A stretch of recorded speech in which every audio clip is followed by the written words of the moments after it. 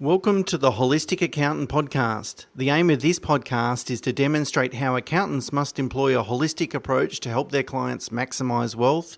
It's not just about preparing tax returns.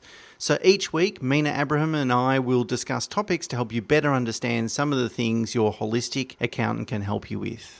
So today we're going to talk about how to go about buying a business. So if you're keen to go and buy a business, we thought we'd spend a few minutes just talking about that process. So of course, the first step, Mina, is we need to find the business to buy it. How we go about doing that? Yeah, so you got to either source a business broker. Now, be wary; they do tend to be a bit salesy, very much like real estate agents will, talk up the business and might, I don't want to say manipulate figures, but, they might talk about various add backs of the business or, the fact that their, owners are, not working in the business and things are might be inflated as such. So it's really important that, in these sort of situations, we touched on due diligence in the previous podcast, that you really do your research. Now, another source could be a referral. So, someone's told you that someone else is selling business or potentially thinking of selling a business. Or you could take a proactive approach. You might see that, a particular business is changing shops or leases or that, you might really like a business and directly approach the vendor and say, are you open to selling?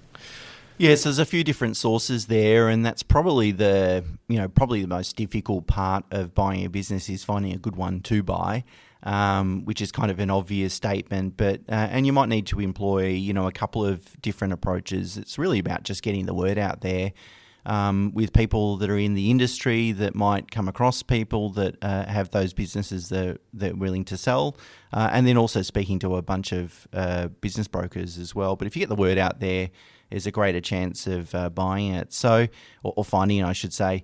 So once you've found the business to buy, obviously then you're going to negotiate a price. How are you going to go about doing that, Mina? So generally your accountant should be able to provide you with a valuation, but as we mentioned in the previous podcasts, make sure that your accountant has industry-specific knowledge as to how to value a business. We did mention as well how to actually value a business, whether it be a multiple of earnings or a discounted cash flow analysis. So it's really important that your accountant is across these methodologies and the industry to provide you with an accurate valuation. An accountant's going to be dispassionate about the business as well, and I think that's a really important thing. Sometimes we can tell ourselves a story about a certain opportunity and see it with rose-coloured glasses. So having an accountant advising you in regards to, how much should you pay for that business or how much is too much to pay can be invaluable. The next thing you're going to have to think about is actually financing the acquisition. If you don't have a whole bunch of cash savings, you might need to borrow some monies. And you can do that in a couple of different ways. You might be able to go and get a loan that's secured by the business itself or its goodwill, or if it's got any hard assets. So it's really about speaking to a business broker in order to do that. Again, if you've got a broker that's specialised in a particular industry, that can be helpful because some lenders also specialise, so they'll know how to put that deal together. Alternatively, you might be able to borrow against other assets, so your home or investment properties or so forth. Again, depending on how you're going to structure that deal and how much you need to borrow, but you really obviously need to think about sort of how you're going to fund it. So assuming we've found the business, we've negotiated the price, we know how we're going to pay for it, what's the next step, Mina? Due diligence. So again, harp on about this. It's incredibly important to have someone that's impartial to the transaction actually conduct the due diligence.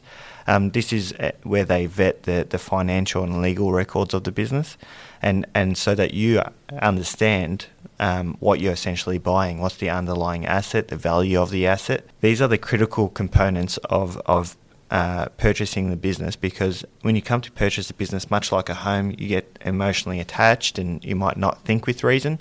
So it's always important to get someone impartial to break down the facts for you. And also at the same time, your accountant can talk to you about how to structure the acquisition as well. In terms, do you just buy the assets of the business or do you buy the entity that it comes in? And then also, structuring your business entity as well. to make sure that it's going to be appropriate in terms of minimising tax in the future and protecting your asset base and those sorts of things. So that's a really important step. Once you've done that, you would then, you normally would have signed a heads of agreement, which is really just a sort of summary of, non-binding sort of summary of, what you're willing to pay for the business.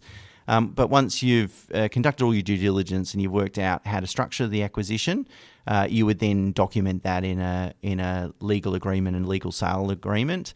So you'd have your lawyer draft that agreement and then give it to the vendor to review. Once that's done, it's really just settlement, a settlement day where you hand across the cheque and they hand across the keys to the business, and then off you go. So that's really the process. It sounds very simple. It can be very complex, however. Of course, it's just important to get the right advice and counsel throughout that process. Thank you for listening to the Holistic Accountant podcast. To find out more, please visit holisticaccountant.com.au.